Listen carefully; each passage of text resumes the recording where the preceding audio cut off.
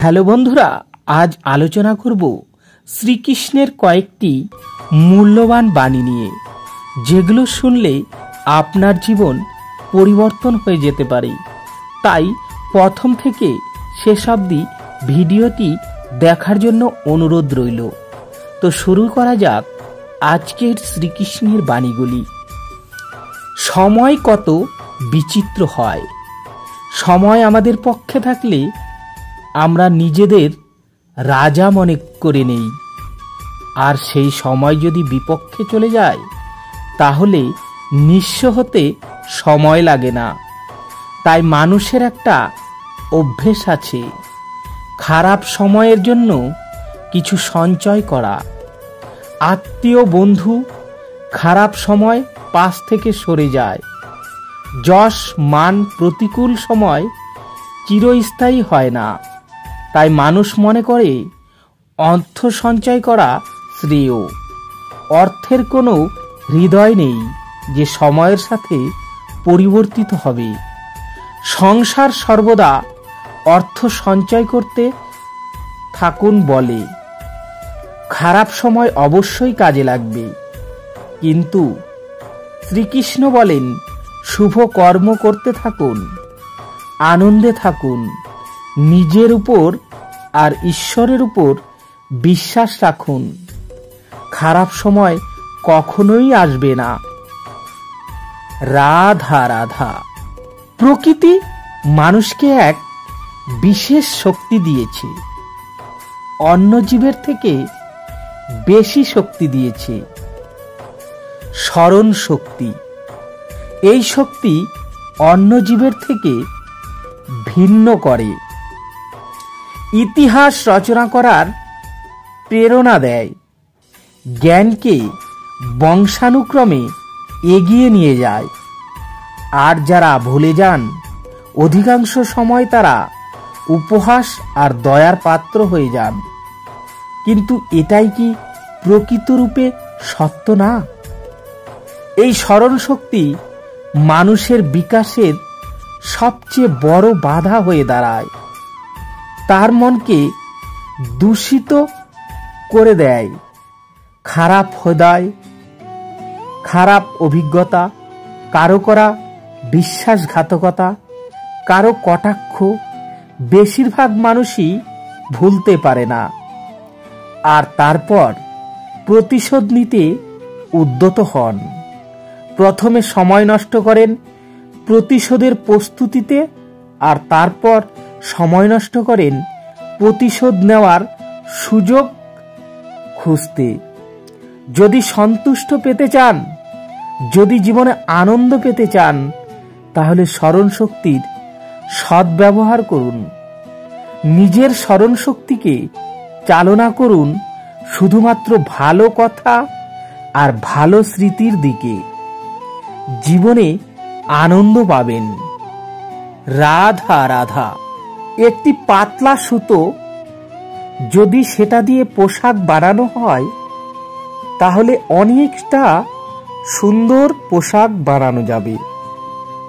কিন্তু যদি সেটা জোরে টানা হয়, তাহলে ছিঁড়ে যাবে, আবার গিঁট দিলে জোড়া লেগে যাবে। শুধু পার্থক্য হবে এটাই, আগের মতো সেটা আর সরল থাকবে না, আর দৈর্ঘ্যেও আগের থেকে কিছুটা কমে যাবে। এই সংসারে প্রেমের সাথেও ঠিক এটাই হতে পারে। প্রেমের এই সুতো যায় দুই মানুষকে বেঁধে রাখে। অহংকার আর স্বার্থের আঘাত সে সহ্য করতে পারে না, ছিঁড়ে যায়। চেষ্টা করলে হয়তো আবার সেটা জোড়া লাগতে পারে, কিন্তু আগের মতো কখনোই থাকে না, কারণ মনে গিঁট পড়ে যায়। সেই জন্য প্রেমকে স্নেহের সাথে সামলে রাখুন। অহংকার আর স্বার্থের থেকে দূরে থাকুন। রাধা রাধা। আপনি কি কখনো মাকড়সার জাল দেখেছেন? মাকড়সারা ভীষণ পরিশ্রম করে জাল তৈরি করে, নিজের শরীরের রস দিয়ে এই জাল বুনে। আপনি কি এটার উদ্দেশ্য জানেন? আসলে মাকড়সা এই জালে ছোট ছোট কীটপতঙ্গ ধরে তাদেরকে খাদ্যরূপে গ্রহণ করে। কিন্তু আপনি কি এটা জানেন, একদিন মাকড়সা নিজেই নিজের জালে জড়িয়ে মৃত্যুবরণ করে। বলুন, কি করেন এই জাল দেখতে পেলেই মুছে ফেলেন এই জালের অস্তিত্ব, তাই না? তেমনি অন্যদিকে পাখির বাসা, পাখিরাও ভীষণ পরিশ্রম করে এটা তৈরি করেন। পাখি যদি এটা ছেড়ে চলে যায় তাহলে লোকে এটা নষ্ট করে দেয় না। কারণটা কি? এর কারণ হলো এর নির্মাণ জীবন সঞ্চারের জন্য করা হয়েছিল, জীবন নষ্ট করার জন্য নয়। তাই মনে রাখবেন, জীবনে যতই পরিশ্রম করা হোক না কেন, যদি লক্ষ্য শুভ না হয় তাহলে আপনার বিনাশ নিশ্চিত। তাই সৃজন করতেই থাকুন আর মুগ্ধ হয়ে বলুন, রাধা রাধা। প্রদীপ জ্বলতে আপনারা নিশ্চয়ই দেখেছেন যে স্বয়ং জ্বলে অন্ধকারের মধ্যে এই সংসারকে পথ দেখায়, যা নিরাশার মধ্যে আশার আলো প্রদর্শন করে। সেটাই হলো প্রদীপ। অপরদিকে আছে সাপ, যাকে না দেখেও তার ফণার আওয়াজ শুনেও লোকে ভয় পেয়ে যায়।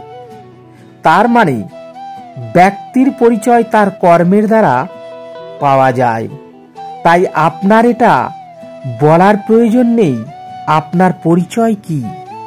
এটা কর্মই নিশ্চিত করবে লোকে আপনাকে প্রদীপ ভাবে ভালোবাসবে নাকি সাপ ভেবে ভীত হয়ে থাকবে। রাধা রাধা। মানুষ অন্যের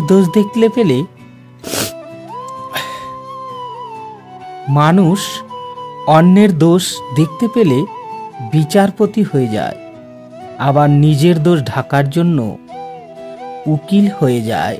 তো বন্ধুরা, ভিডিওটি কেমন লাগলো? যদি ভালো লেগে থাকে লাইক, শেয়ার ও কমেন্ট করতে ভুলবেন না। আর এই চ্যানেলে যারা নতুন তারা চ্যানেলটি সাবস্ক্রাইব করে পাশে থাকবে নতুন নতুন ভিডিও পাওয়ার জন্য। ধন্যবাদ সবাইকে। আজকের মতো এ পর্যন্তই। দেখা হবে পরবর্তী নতুন ভিডিও নিয়ে।